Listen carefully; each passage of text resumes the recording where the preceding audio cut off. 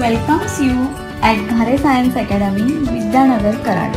Interactive audio-visual lecture series of physics, chemistry, maths and biology subject for 11th and 12th science students. If you like our lecture series, then please like and subscribe our YouTube channel. Thank you. Welcome at Ghare Science Academy. In previous lectures, we discuss about methods for the preparation of alkyl halides, and today we are going to study about physical properties of alkyl halides.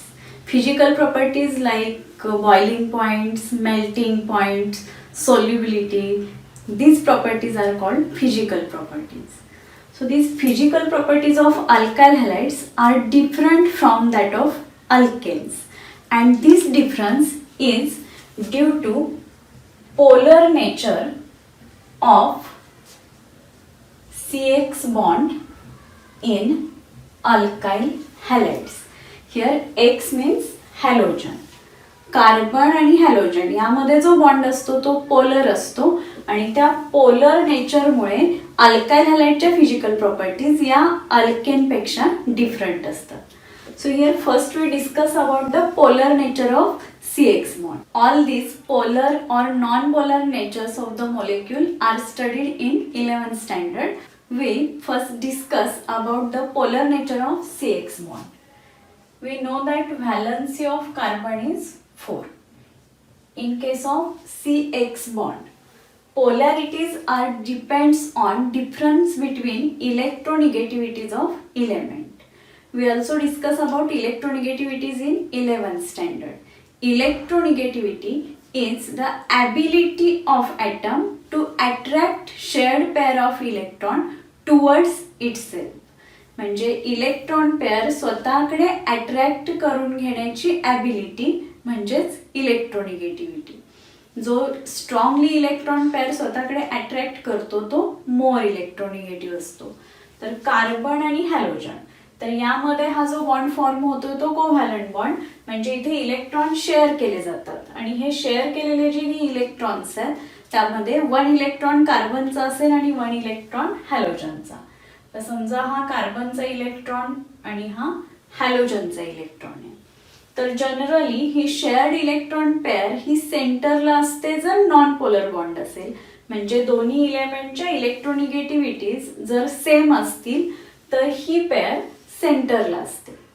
But carbon and halogen shows different electronegativities. Between carbon and halogen, halogens are more electronegative than that of the carbon. That means ability of halogen to attract electron pair towards itself is more than that of carbon. तर यामध्ये halogen मोर इलेक्ट्रोनिगेटिव्ह असतो, त्यामुळे ही electron pair सेंटरला न राहता ती हॅलोजनकडे shift होते. फक्त शिफ्ट होते, कम्प्लिटली ट्रान्सफर होत नाहीत इलेक्ट्रॉन, फक्त सेंटरला आहे ती इकडे शिफ्ट होते. जनरली कोणतीही स्पेसिस असेल आणि त्याने जर इलेक्ट्रॉन डोनेट केला तर त्याच्यावरती पॉझिटिव्ह चार्ज येतो. जर त्या स्पेसिसने इलेक्ट्रॉन ऍक्सेप्ट केला तर त्याच्यावरती निगेटिव्ह चार्ज येतो. हे सगळे कन्सेप्ट आपण 11th मध्ये बघितलेले आहेत. आता इथे इलेक्ट्रॉन कम्प्लिटली ट्रान्सफर होत नाही, म्हणजे कम्प्लिटली डोनेट केला जात नाही किंवा कम्प्लिटली ऍक्सेप्ट केला जात नाही. तर इथे काय होतं, ही इलेक्ट्रॉन पेअर फक्त शिफ्ट होतीये हॅलोजनकडे, म्हणजे हॅलोजनकडे सरकली. त्यामुळे हॅलोजनकडे इलेक्ट्रॉन पेअर आली म्हणून त्याच्यावरती पार्शियल निगेटिव्ह चार्ज येतो आणि कार्बनची इलेक्ट्रॉन इकडे शिफ्ट झाले म्हणून कार्बनवरती पार्शियल पॉझिटिव्ह चार्ज येतो. आणि ज्यावेळी बॉन्डमध्ये असे पार्शियल निगेटिव्ह आणि पॉझिटिव्ह पोल्स तयार होतात यालाच पोलर नेचर म्हणतात. So that CX bond in alkyl halides is polar in nature. It is due to difference between electronegativities of halogen and carbon. Halogen is more electronegative, therefore it strongly attracts electron pair towards itself, acquires partial negative charge.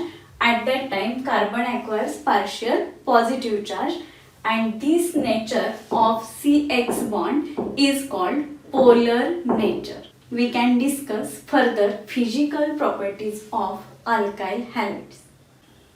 in physical properties, here first we discuss about nature of intermolecular forces. As we discussed earlier, CX bond in alkyl halide is polar covalent bond. It is covalent bond because electrons are shared by both carbon and halogen. Therefore it is polar covalent bond. Now its strength is depends on size of halogen. We know that halogens are fluorine, chlorine, bromine and iodine. As we studied in 11th standard, in group, atomic and ionic sizes are generally increases from top to bottom. We know that atomic number of fluorine is 9, so that its electronic configuration is 1s2, 2s2, 2p5. Then for that chlorine, atomic number is 17 and configuration is 1s2, 2s2, 2p6, 3s2, 3p5. If we think only about outer configuration, there is last configuration is 2s2, 2p5. Here 3s2, 3p5. For bromine, it is from 4th shell, therefore outer configuration is 4s2, 4p5. Similarly, for iodine, it is from 5th shell, therefore outer configuration is 5s2, 5p5. Outer orbitals or outer shells increases with increase in the period number. Fluorine is in second period, therefore outer configuration is 2s2, 2p5. Chlorine is in third period, therefore outer configuration 3s2, 3p5. For bromine 4s2, 4p5 and for iodine outer configuration is 5s2, 5p5. So see here, fluorine use its 2p orbital for the formation of fluorine and carbon bond. Chlorine use its 3p5 orbital, bromine uses 4p orbital and iodine uses 5p orbital. As the number of shells increases, atomic and ionic size increases. In fluorine there are 2 shells. It is nucleus, then first shell and this is second shell. For chlorine there are 1, 2 and 3 shells. So if it is nucleus, then 1, 2 and 3 shells. So chlorine is greater than that of fluorine. Similarly, in bromine there are 4 shells and therefore it is greater than that of chlorine. In iodine there are 5 shells, therefore it is greater than that of the bromine. So we can say that ionic or atomic sizes are increases from fluorine to iodine. As atomic size increases, then the distance between this CX bond is also increases. तर यामध्ये असणारं distance हे atomic size किंवा ionic साईजवरती depend असेल. Atomic size जशी increase होत जाईल त्यानुसार यामधलं जे डिस्टन्स आहे ते डिस्टन्स म्हणजेच bond length. It is distance between 2 bonding nuclei. Carbon आणि हॅलोजन यामधला बॉन्ड लेंथ म्हणजेच या दोन्हीच्या न्यूक्लियामध्ये असणारं डिस्टन्स हे साईजनुसार इन्क्रीज होत जाईल. फ्लोरीन स्मॉलर आहे त्यामुळे ही बॉन्ड लेंथ स्मॉलर असेल आणि त्यानंतर क्लोरीन मध्ये इन्क्रीज होईल, ब्रोमीन त्याहीपेक्षा लार्जर असेल ती आयोडीन मध्ये. So bond length is increases with increase in size of halogen and therefore order for bond length is between carbon and iodine is larger because iodine is larger in these halogens. Then carbon bromine, it is greater than that of CCl bond length and which is greater than that of the CF bond length. म्हणजे CI bond length आहे ती सगळ्यात larger असेल आणि CF आहे ती smaller असेल. तर या बॉन्ड लेंथ वरती त्या बॉन्डची स्ट्रेंथ डिपेंड असते. बॉन्ड जेवढा शॉर्ट असेल तेवढा तो स्ट्रॉंगर असतो आणि जेवढी बॉन्ड लेंथ इन्क्रीज होत जाईल तेवढी त्याची स्ट्रेंथ ही डिक्रीज होत जाते. तर यामध्ये सगळ्यात शॉर्ट बॉन्ड कोणता येतोय? Chlorine and fluorine. CF bond is shorter. जेवढा शॉर्ट असेल तेवढा तो स्ट्रॉंग असतो आणि जेवढं बॉन्ड लेंथचं डिस्टन्स इन्क्रीज होत जाईल तेवढी त्याची स्ट्रेंथ कमी होत जाते. म्हणजे यामध्ये सगळ्यात स्ट्रॉंग बॉन्ड हा कोणता असणार आहे? ज्यामध्ये स्मॉलर साईज आहे तो फ्लोरीन. आणि वीक बॉन्ड हा कोणता असणार आहे? आयोडीनचा, because iodine is larger in size. आता याला आणखी एक रिझन असं सांगता येईल आपल्याला की यामध्ये लास्ट ऑर्बिटल्स बघा. जर फ्लोरीन असेल तर लास्ट ऑर्बिटल कोणता यूज केलेला आहे? 2p. For chlorine, last orbital used is 3p. For bromine, 4p. And for iodine, 5p. As shell number increases, then shape of p orbital gets more diffused. Shape of 3p orbital is more diffused than that of 2p. 4p is more diffused than that of 3p. And 5p is more diffused than that of 4p. म्हणजे सगळ्यात डिफ्युज्ड shape हा कोणता असणार आहे? 5p चा, जो larger आहे. जसा लार्जर ऑर्बिटल होत जाईल तसा तो डिफ्युज्ड होत जाईल. As it is more diffused and therefore less overlap takes place. आपण 11 मध्ये स्टडी केल्याप्रमाणे बॉन्ड फॉर्म होतो म्हणजे त्याचे जे ऑर्बिटल आहेत त्यामध्ये ओव्हरलॅपिंग होतं. म्हणजे कार्बनचा हा ऑर्बिटल आहे 1, याचं ओव्हरलॅपिंग कशाशी होणार आहे? हॅलोजनच्या ऑर्बिटलशी. तर ऑर्बिटल ओव्हरलॅपिंग होऊन बॉन्ड फॉर्म होतो आणि इथे ऑर्बिटल ओव्हरलॅप होताना जेवढा ऑर्बिटल डिफ्युज्ड असेल तेवढं त्याचं एक्सटेंट जे आहे ओव्हरलॅपिंगचं ते कमी होत जाईल. म्हणजे मोर डिफ्युज्ड असेल तर लेस ओव्हरलॅप होणार आहे. इथे हा 2p ऑर्बिटल आहे तो लेस डिफ्युज्ड आहे आणि लेस डिफ्युज्ड आहे याचाच अर्थ एक्सटेंट ऑफ ओव्हरलॅपिंग मोर असेल. So it overlaps more than that of the all other orbital. तर यामध्ये स्ट्रॉंग ओव्हरलॅपिंग हे कोणाचं होणार आहे? फ्लोरीनच्या 2p ऑर्बिटलचं. आणि आपण 11 मध्येच नेचर ऑफ केमिकल बॉन्ड मध्ये स्टडी केलेले आहे. जर एक्सटेंट ऑफ ओव्हरलॅपिंग हायर असेल तर strength of bond he stronger असते. म्हणजे जेवढं ओव्हरलॅपिंग जास्त असेल तेवढी स्ट्रेंथ ही जास्त असते म्हणजे तो बॉन्ड हा स्ट्रॉंगर असतो. तर त्यानुसार मोर ओव्हरलॅपिंग हे कोणाचं होणार आहे? 2p orbital, because it is smaller than 3p, 4p and 5p. तर हा मोर ओव्हरलॅप होतोय म्हणून हा जो बॉन्ड असेल तो बॉन्ड हा स्ट्रॉंगर असेल. म्हणजे CF बॉन्ड हा स्ट्रॉंगर आहे आणि त्यानंतर CCl हा त्यापेक्षा वीक असेल. म्हणजे जर बॉन्ड स्ट्रेंथ आपल्याला इंडिकेट करायची असेल, याची जर ऑर्डर लिहायची असेल तर सगळ्यात स्ट्रॉंग बॉन्ड हा कोणता आहे? CF. त्यापेक्षा वीक कोणता असणार आहे? CCl. It uses 3p orbital. Bromine मध्ये 4p ऑर्बिटल आहे म्हणजे CBr बॉन्ड हा CCl पेक्षा वीक असेल. आयोडीन मध्ये 5p मोर डिफ्युज्ड ऑर्बिटल आहे म्हणजे हा CI बॉन्ड हा CBr पेक्षा वीक असेल. तर यामध्ये बॉन्ड स्ट्रेंथ म्हणजे स्ट्रॉंगेस्ट बॉन्ड कोणता येतोय? CF. आणि वीक बॉन्ड हा कोणता असणार आहे? CI. Because the shape of 5p orbital of iodine is more diffused than that of the 4p, 3p or 2p orbitals.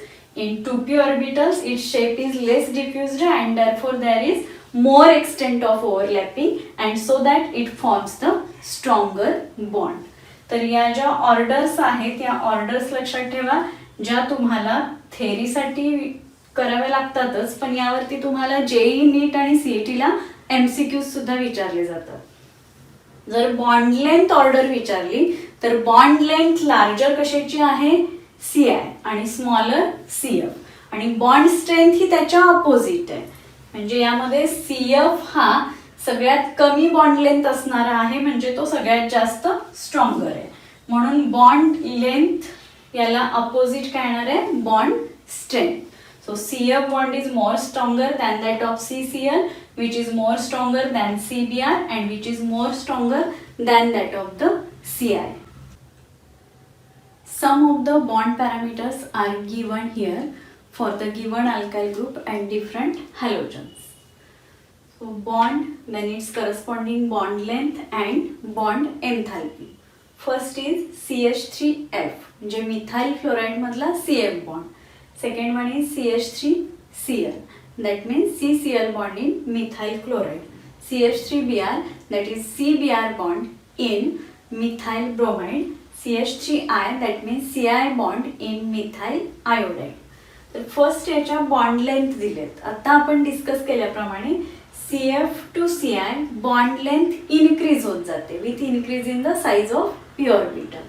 So bond length of CF bond is 139, that of CCl bond is 178, that of CBr bond is 193, and that of CI bond is 214. So it is increases from CF to CI. Now corresponding bond enthalpies. Bond enthalpies हा concept आपण chemical thermodynamics या chapter मध्ये study करणार आहे. तर आता मी तुम्हाला डेफिनेशन सांगते. Bond enthalpy is the amount of energy required to break 1 mole of covalent bond. म्हणजे बॉन्ड ब्रेक होण्यासाठी लागणारी एनर्जी. जर बॉन्ड स्ट्रॉंग असेल तर तो लवकर ब्रेक होणार नाही, म्हणजे त्याला ब्रेक व्हायला जास्त एनर्जी लागेल. म्हणजे जो स्ट्रॉंगर बॉन्ड असेल त्याची बॉन्ड एन्थाल्पी ही हायर असेल. आणि जर बॉन्ड वीक असेल तर तो लगेच ब्रेक होणार आहे, म्हणजेच त्याची बॉन्ड एन्थाल्पी ही कमी असेल, कारण वीक बॉन्ड ब्रेक करायला कमी एनर्जी लागते. तर आता यामध्ये जर तुम्ही बघितलं bond enthalpy top to bottom म्हणजे CF टू CI डिक्रीज होत गेलेत, कारण जो स्ट्रॉंगर बॉन्ड आहे त्याचीच बॉन्ड एन्थाल्पी जास्त असेल. आणि स्ट्रॉंगर बॉन्ड कोणता आहे? CF, म्हणून त्याची बॉन्ड एन्थाल्पी हायर आहे 452 किलोजूल पर मोल. त्यानंतर CCl बॉन्ड हा CF पेक्षा वीक आहे, मग त्यापेक्षा कमी एनर्जी तो बॉन्ड ब्रेक होण्यासाठी लागेल आणि ती किती आहे? 351. CBr bond is weaker than that of CCl, so it is easily break than that of CCl and its bond enthalpy is 293. CI bond is weaker than all that 3 bonds and therefore it requires less amount of energy to break bond and it is less, it is 234. So that bond enthalpies are decreases from CF to CI while bond lengths are increases from CF to CI. तर यामध्ये लक्षात काय ठेवायचंय तुम्हाला? CF bond हा short आहे, म्हणजे त्याची बॉन्ड लेंथ आहे ती कमी आहे. जेवढा शॉर्ट असेल तेवढा तो स्ट्रॉंग असणार आहे. तर याची बॉन्ड लेंथ कमी आहे म्हणजे तो स्ट्रॉंग आहे, आणि स्ट्रॉंग आहे याचाच अर्थ काय? तर तो बॉन्ड ब्रेक व्हायला जास्त एनर्जी लागते आणि म्हणून याची बॉन्ड एन्थाल्पी सगळ्यात हायर आहे आणि ती आहे 452 किलोजूल पर मोल. तसं CI बॉन्ड बघितला तर याची बॉन्ड लेंथ लार्जर आहे, कारण आयोडीनची साईज लार्जर आहे. तर ही बॉन्ड लेंथ लार्जर आहे पण तो बॉन्ड वीक आहे आणि म्हणून याची बॉन्ड एन्थाल्पी ही सगळ्यात कमी आहे 234. तर यामध्ये लक्षात काय ठेवायचंय तुम्हाला? Bond lengths are increases from CF to CI and strength of bond decreases from CF to CI, so that bond enthalpies are decreases from CF to CI.